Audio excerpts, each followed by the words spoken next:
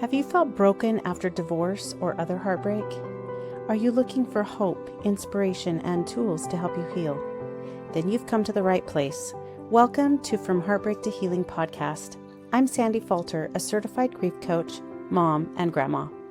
My own journey of loss once left my heart shattered, but God met me in the brokenness, and step by step, I learned how to rebuild a beautiful, joy-filled life. Now I'm here to walk with you. Each week, you'll hear encouragement, practical tools, and hope to remind you that even in the hardest seasons, healing is possible, and your best days are still ahead. Hi, friends. Welcome back to From Heartbreak to Healing podcast. I'm Sandy Falter, and I'm glad you're here with me today. Are you struggling to move forward with your life after divorce? Struggling to let go of the past and what happened to you? In our first episode, I shared a little bit about my story, going from those shattering moments of loss to hope and being able to rebuild my life. Today, we're going to talk about being a victim mindset, and how to be empowered to rebuild your life.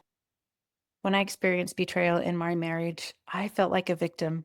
And honestly, I was. Betrayal cuts deep.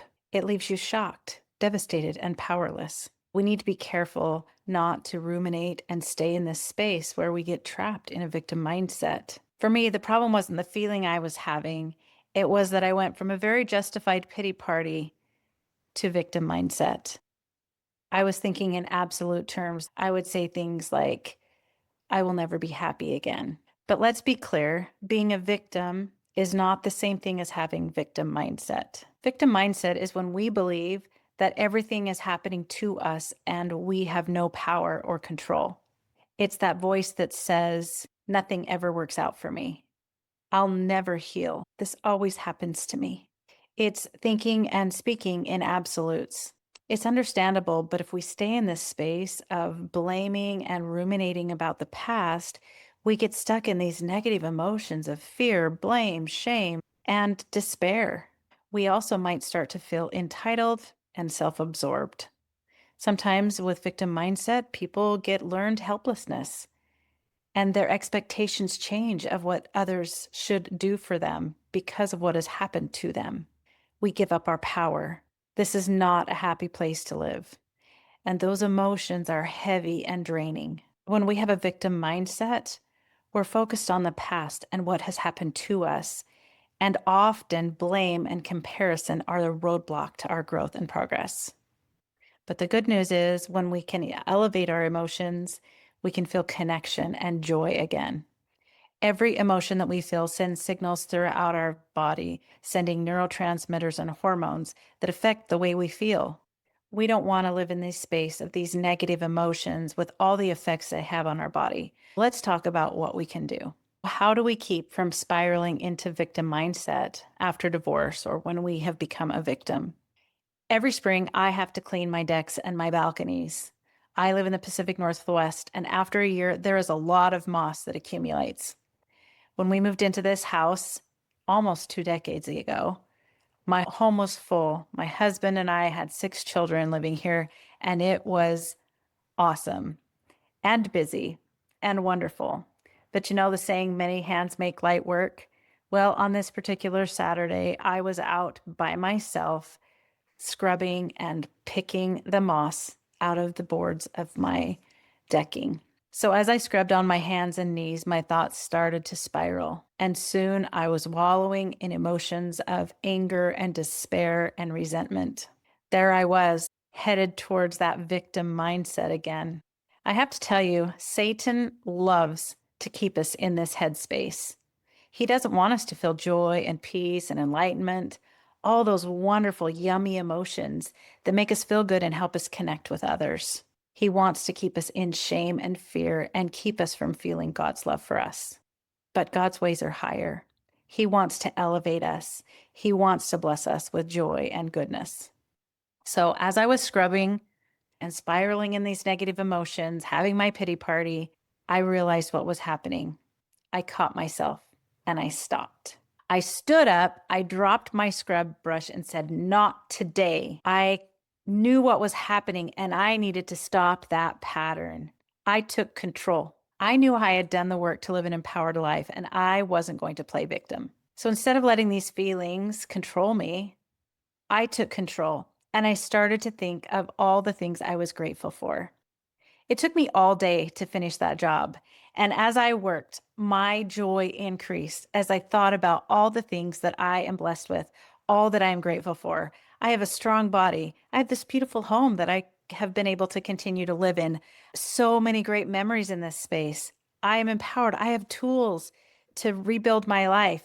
And the list went on and on. I was tired and happy. I chose gratitude over grumpiness, and my entire day and my perspective shifted.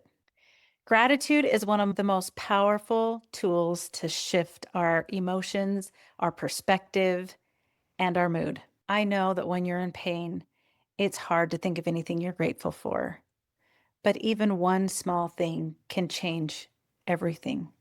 I had to start small in the beginning after my husband left.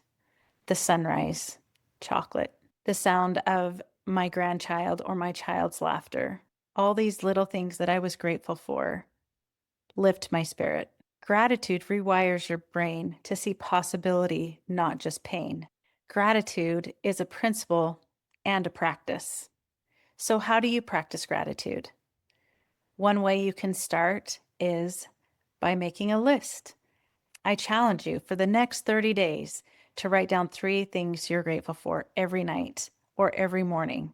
I'm sure you can find 3 things. And as you look for the goodness in your life, God's hand in your life, all these little miracles that happen every day, as you do this, I want you to notice how it elevates your mood and shifts your perspective. The second tool is reframing. Instead of asking, why me, you could ask yourself, what now? What next? That shift in language moves us towards growth and healing. When we shift from why, which can be blaming and shaming, to how or what, we're getting curious, and that is empowering. It brings control back into our lives. So next time you have the thought, why is this happening to me? Reframe that. What do I do now? What can I do next? How should I move forward? Those questions will get you curious. They'll elevate your mood and give you power back.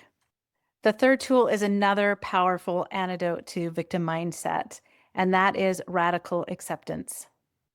Once I came to accept where I was and not focus on how I got there, and that healing was my responsibility, I went from feeling out of control and powerless to feeling empowered. On our next episode, we're going to dive into radical acceptance and how to use it to start healing.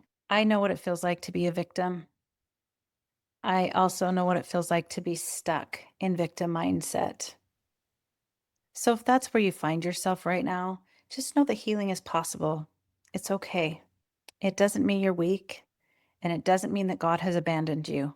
His grace is enough, even when you're stuck in fear or grief. He has the power to help you heal. He is the master healer. And little by little, you can rise again to a place of courage, peace, and joy. I have something special for you to help you on your healing journey. It's a PDF with 20 tools to guide you in your healing and a free webinar. You can get them right now at coach.sandyfalter.com. Thank you so much for spending time with me today. If this episode resonated with you, or you thought of a friend who could use this, please share and subscribe. Remember, friend, you are enough. And with God, all things are possible. I'll see you back here next time at From Heartbreak to Healing. Thank you for spending this time with me on From Heartbreak to Healing podcast. My hope is that you leave each episode reminded that you are not alone and that God has hope, peace, and a purpose waiting for you beyond the heartbreak. If today's conversation encouraged you, please share it with a friend who needs it too. And don't forget to click the link in the show notes for free resources to support you on your healing journey. Until next time, my friend, remember you are stronger than you feel, you are enough exactly as you are, and you are deeply loved.